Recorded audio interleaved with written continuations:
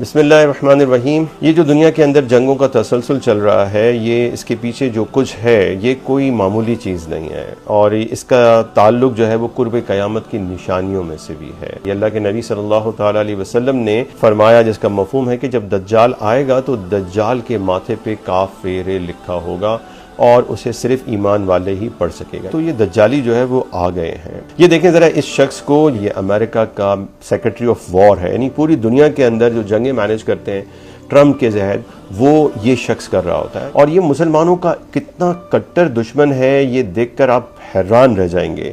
یہ شخص جو ہے وہ اپنے آپ کو کہتا ہے میں امریکن کروسیڈر ہوں، اور اس نے ایک کتاب بھی اس طرح کی لکھی۔ حالیہ جنگ کے اندر یہ اتنا زیادہ مشہور اس وجہ سے ہوا ہے کہ اس نے ایران وار کے اندر ایک سٹیٹمنٹ دیا اور اس نے اسلام کی توہین کی ہے، اور اس نے یہ کہا کہ ہم کسی ایسے ملک کو نیوکلیر ہتھیار رکھنے نہیں دیں گے جو اسلامسٹ پروفیٹک ڈیلوژن کا شکار ہو۔ President Trump has also been very consistent. Crazy regimes like Iran, hell-bent on prophetic Islamist delusions, cannot have nuclear weapons.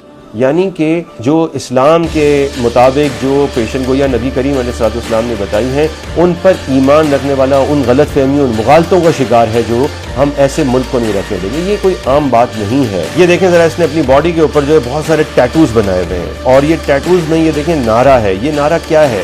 یہ صلیبی جنگوں کے اندر جب کرسچن جو ہے مسلمانوں کو مارتے تھے تو مسلمانوں کو کاٹتے وقت وہ یہ نعرہ لگایا کرتے تھے، ڈیوس ویلڈ۔ اس کا مطلب یہ ہے کہ خدا یہی چاہتا ہے، یعنی کہ تمہیں مارنا چاہتا ہے خدا۔ اور پھر یہ دیکھیں، اس نے اپنے جسم کے اوپر یروشلم کراس بنوا کے رکھی ہے، جو صلیبی جنگوں کی علامت ہے جو مسلمانوں کے خلاف انہوں نے لڑی تھی۔ اور یہ جو میں نے آپ کو بات بتائی کہ دجال کے سر کے اوپر کاف لکھا ہوگا، تو یہ دجالی ہے۔ دجالی ایسے نہیں کہا جا رہا، اس شخص نے مسلمانوں سے دشمنی کے اندر اپنے جسم پہ، اپنے بازو کے اوپر عربی میں، جی ہاں عربی میں کافر لکھوایا ہوا ہے۔ ذرا اس کو غور سے دیکھیں۔ اور یہ شخص پوری دنیا کے اندر مسلمانوں کا لہو بہا رہا ہے، ان کے اوپر بمباری کر رہا ہے، ان سب کا یہ ذمہ دار ہے۔ اور یہ جو چیزیں نظر آ رہی ہیں بہت واضح ہو چکی ہیں، یہ قیامت کی فتنوں کی علامات میں سے ہیں۔ اب دیکھنا یہ ہے کہ ہم حضرت عیسیٰ علیہ السلام اور حضرت امام مہدی کی فوج کے لیے لشکر تیار کرنے میں تعاون کرنے والے ہیں، یا پھر ہم دجال کے ساتھ دے رہے ہیں، دجال کے گروپ کے ساتھی بن رہے ہیں۔ قرآن نے صاف طور پر ارشاد فرما دیا، یا ایھا الذین آمنوا لا تتخذوا اليہود والنصارى اولیاء، کہ اے ایمان والوں، یہود کو اور کرسچنز کو، عیسائیوں کو اپنا دوست مت بناؤ۔ کیوں؟ اللہ نے بالکل صاف فرما دیا یہ ایک دوسرے کے دوست ہیں۔